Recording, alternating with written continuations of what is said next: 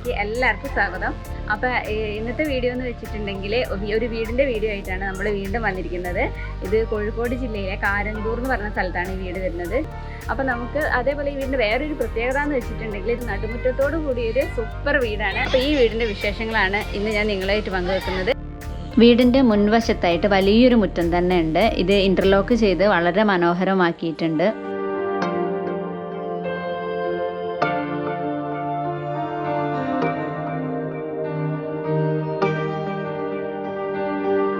സാറിന്റെ ഫാമിലിനെയാണ്. അപ്പൊ നമുക്ക് സാറിനോട് തന്നെ ചോദിച്ചു നോക്കാം. ഞാൻ ടീച്ചറാണ്, രണ്ട് മക്കൾ, ചെറിയൊരു ഫാമിലിയാണ് അല്ലേ? ചേച്ചി എന്തെങ്കിലും? ഞാൻ SS ആയിട്ട് പോലീസ് ഹെഡ്ക്വാർട്ടേഴ്സിൽ ജോലി ചെയ്യാം. എവിടെയാ? തിരുവനന്തപുരം. പേര് പറഞ്ഞില്ല അല്ലേ? മാത്യു തോമസ്. രണ്ട് പെൺകുട്ടികളാണ്. എന്താ ഡിഗ്രിക്ക്? കഴിഞ്ഞു അല്ലേ? 10th. എവിടെ തന്നെ? ഓക്കെ, അപ്പോൾ ഇതാണ് ഫാമിലി. അപ്പം വളരെ മനോഹരമായ വീടാണ്. അപ്പം നേരെ നമുക്ക് വീടിൻ്റെ വിശേഷങ്ങളിലേക്ക് പോകാം.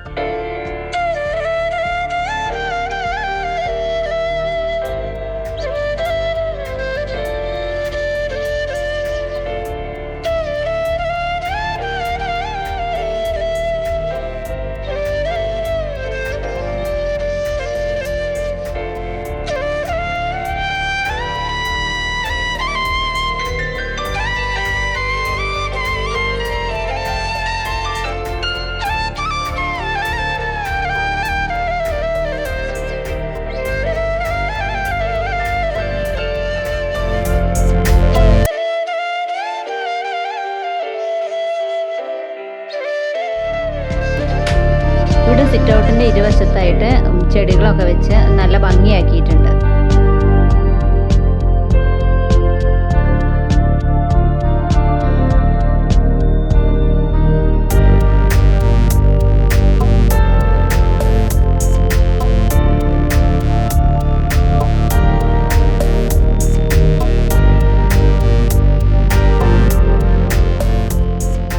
എത്ര സ്ക്വയർ ഫീറ്റ് ആണ് കേട്ടോ വീട് വരുന്നത്? ഇത് 265 M² ആണ്.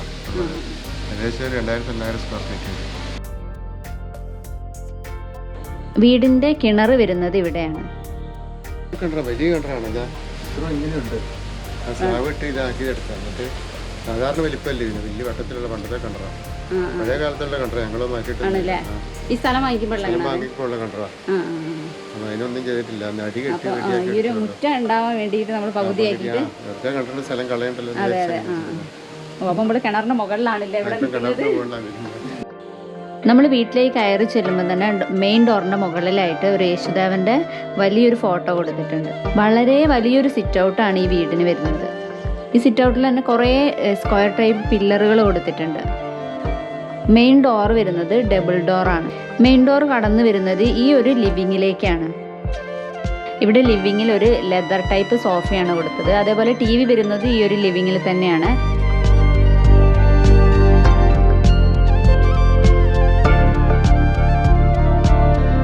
അതുപോലെ ലിവിങ്ങിൻ്റെ സീലിങ്ങിൽ ഇൻറ്റീരിയർ വർക്കൊക്കെ ചെയ്ത് കളർ ലൈറ്റൊക്കെ കൊടുത്തിട്ട് വളരെ മനോഹരമാക്കിയിട്ടുണ്ട്. നമ്മൾ ലിവിങ്ങിലേക്ക് കയറി വന്നിട്ട് പിറകിലായിട്ടാണ് ഇവിടുത്തെ നമ്മുടെ മെയിൻ അട്രാക്ഷൻ എന്ന് പറയുന്നത് ഈ നടുമുറ്റം വരുന്നത്.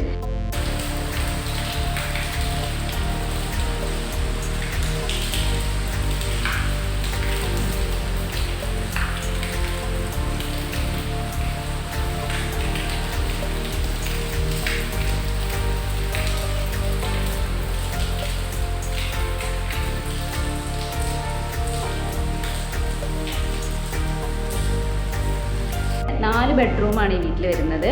ഒന്ന് നമ്മുടെ ലിവിങ്ങിൻ്റെ ഇടത്ത് സൈഡിലും വലത്ത് സൈഡിലായിട്ട് 2 ബെഡ്റൂം വരുന്നുണ്ട്. അതുപോലെ ഈ ഒരു ബെഡ്റൂം ഇൻറ്റീരിയർ വർക്ക് ചെയ്തിട്ട് സീലിങ്ങിൽ കളർ ലൈറ്റൊക്കെ കൊടുത്തിട്ടുണ്ട്.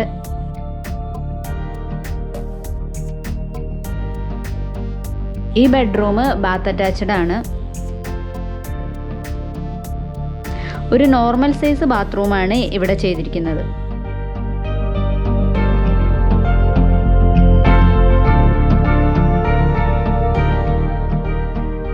ഇവിടെ ഒരു ചെറിയ ലിവിങ് ഏരിയ കൊടുത്തിട്ടുണ്ട്. ഈ ലിവിങ് ഏരിയയിൽ നിന്ന് തന്നെ നമ്മൾ ചെറിയൊരു സിറ്റ് ഔട്ടിലേക്കാണ് പ്രവേശിക്കുന്നത്.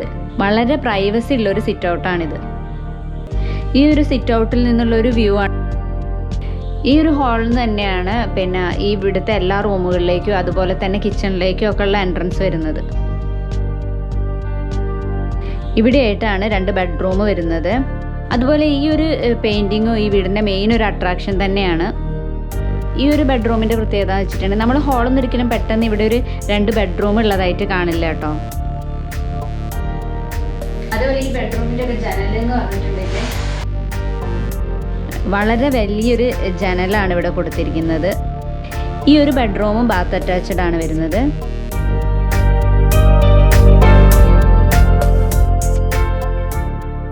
ഇവിടെ എല്ലാ ബെഡ്റൂമും ഇൻറ്റീരിയർ വർക്ക് ചെയ്തിട്ടുണ്ട്.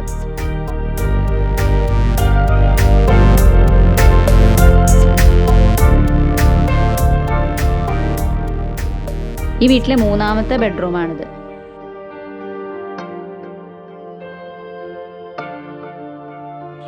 ചെറിയൊരു ജനലാണെങ്കിൽ നമുക്ക് റൂമിൻ്റെ ഉള്ളിലേക്ക് വായുവും വെളിച്ചമൊക്കെ വളരെ കുറവായിരിക്കും. ഇതാണെങ്കിൽ ഇവിടെ മുകളിൽ നിന്ന് തുടങ്ങിയിട്ട് താഴെ വരെ ജനലാണ് കൊടുത്തിരിക്കുന്നത്.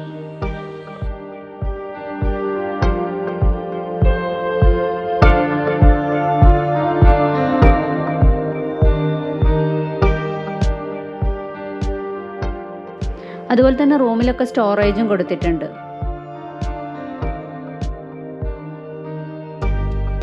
ഈ ബെഡ്റൂം ബാത്ത് അറ്റാച്ച്ഡ് ആണ്.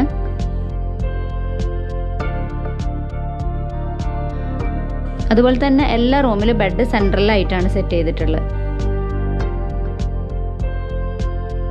ഇനി നമ്മൾ നേരെ പോകുന്നത് ഡൈനിങ് ഏരിയയിലേക്കാണ്.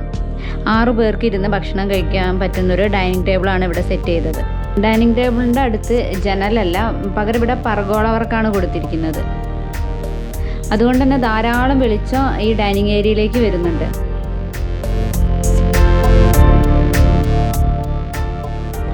ഇതാണ് ഇവിടുത്തെ 4ാമത്തെ ബെഡ്റൂം വരുന്നത്. ഇവിടെയും ബെഡ് സെൻറ്ററിൽ തന്നെയാണ് സെറ്റ് ചെയ്തിരിക്കുന്നത്. ഇത് ബാത്ത് അറ്റാച്ച്ഡ് അല്ല.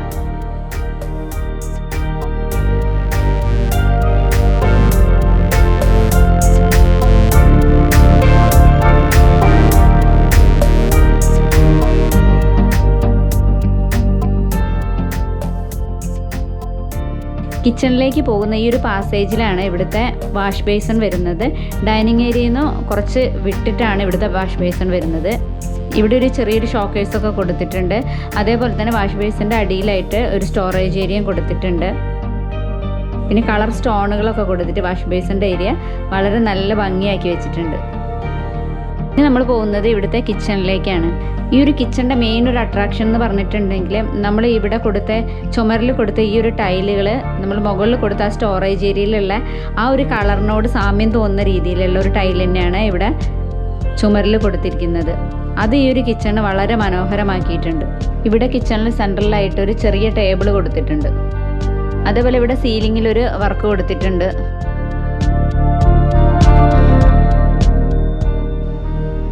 ഇത് വിറകടുപ്പുള്ള ഒരു ചെറിയ കിച്ചണാണ്.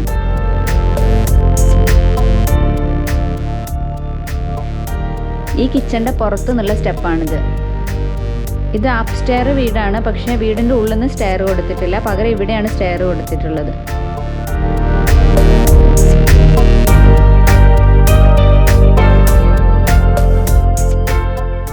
ഇവിടെ ചെറിയൊരു സിറ്റ് ഔട്ട് ഉണ്ട്. റെന്റിന് കൊടുക്കുക അങ്ങനത്തെ ഒരു സ്റ്റൈലിലാണ് ചെയ്തിരിക്കുന്നത്.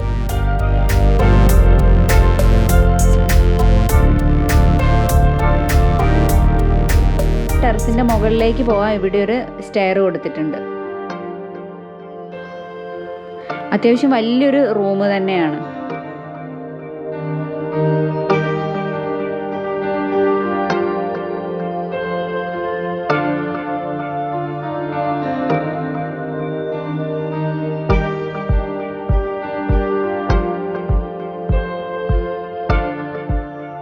അതേപോലെ ഈ ഒരു റൂം വരുന്നത് ബാത്ത് അറ്റാച്ച്ഡ് ആണ്.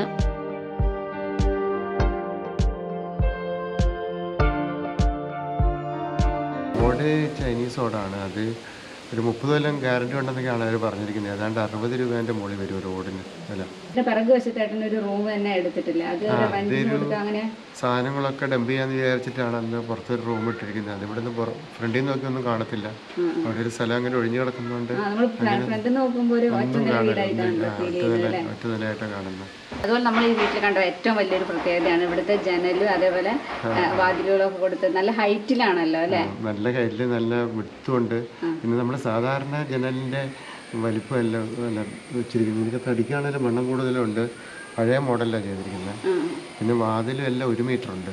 ഹൈറ്റ് 2.10, ചെറുതല്ല. അപ്പോൾ അതുകൊണ്ട് കയറുമ്പോൾ വലുതായിട്ട് തോന്നും. ആ ഫ്രണ്ടിൽ നല്ല വെളിച്ചമുണ്ട്. കാരണം പകുതിയും ജനലല്ല 2 ഭാഗത്തും, അതുകൊണ്ട് നല്ല വെളിച്ചമുണ്ടാകും. അപ്പോൾ വീടിന് ഉപയോഗിച്ച തടികളൊക്കെ എന്താണെന്ന് ഏട്ടൻ പറഞ്ഞത്? തേക്കാണ് മുഴുവൻ. നാട്ടിൻ പ്രദേശത്തു നിന്നുള്ള തേക്കുകൾ കൊണ്ടുവന്നിട്ട് വെച്ചാൽ. എത്ര ടൈം എടുത്തിട്ടാണ് വീട് വെച്ചത്? ഏകദേശം നമ്മൾ കുറച്ച് പതുക്കെ ചെയ്തത്. കാരണം തറ കെട്ടിയിട്ട് കുറച്ചൊന്ന് തേക്കുന്നതിന് മുമ്പ് കുറച്ച് സമയം കൊടുത്തിട്ട് ഏകദേശം ഒരു 2 കൊല്ലം എടുത്തിട്ടാണ് ചെയ്ത് തീർത്തത്. 2 കൊല്ലം. ഈ ഒരു വീട് നിർമ്മാണത്തിന് ഏട്ടന് എത്ര രൂപ ചെലവ് വന്നിട്ടുണ്ട്? ഏകദേശം ഒരു 70 ലക്ഷത്തിൻ്റെ അടുത്ത് വന്നിട്ടുണ്ട്. 70 ലക്ഷത്തിൻ്റെ അടുത്ത്. ഇപ്പൊ ഇത് 4 വർഷം മുന്നേ, 4 വർഷം മുമ്പ്. ഈ നിലമൊക്കെ എന്തായിട്ടാ ഉപയോഗിച്ചിരിക്കുന്നത്? നിലം ടൈലാണ്, 35 ടൈൽസാണ് ഇട്ടിരിക്കുന്നത്. അതേപോലെ ഈ ചുമരിൽ കൊടുത്ത ഇതൊക്കെ ഇവിടെ തന്നെയാണ്? ഇത് തന്നെ കോഴിക്കോട് നിന്ന് മേടിച്ച തന്നെ ലാഡിങ് സ്റ്റോൺ എന്ന് പറഞ്ഞ സാധനം, സ്റ്റോണാണത്. ഒരു പീസിന് ഇതിന് എത്രയാണ് ഓർമ്മ? അത് ഏതാണ്ട് 55 രൂപ എങ്ങാണ്ട് സ്ക്വയർ ഫീറ്റിന് വരുന്നത്. 55 രൂപ. ഈ നടുമുറ്റൊക്കെ വീടുണ്ടാക്കുന്നവരോട് ഏട്ടനിപ്പോൾ ഈ വീടൊക്കെ എടുത്തത് കൊണ്ട് ഏട്ടനുള്ള ആ ഒരു എക്സ്പീരിയൻസ് ഉണ്ടാവില്ല. അപ്പോൾ നമ്മൾ ഒരു നടുമുറ്റം വീട് ചെയ്യണം എന്നുള്ളവരോട് പറയാനുള്ള എന്തായിരുന്നു? അല്ല, നടുമുറ്റം വീട് ചെയ്ത മഴക്കാലമൊക്കെ ആയിട്ട് വരുമ്പം നമുക്ക് അകത്തുനിന്നും പുറത്തുനിന്നും മഴ പെയ്യുന്ന പോലെ തോന്നും. അപ്പം പിന്നെ മഴക്കകത്ത് കിടക്കുന്ന പോലെ ഒരു തോന്നില്ല, എവിടുന്നാ മഴ പെയ്യുന്ന.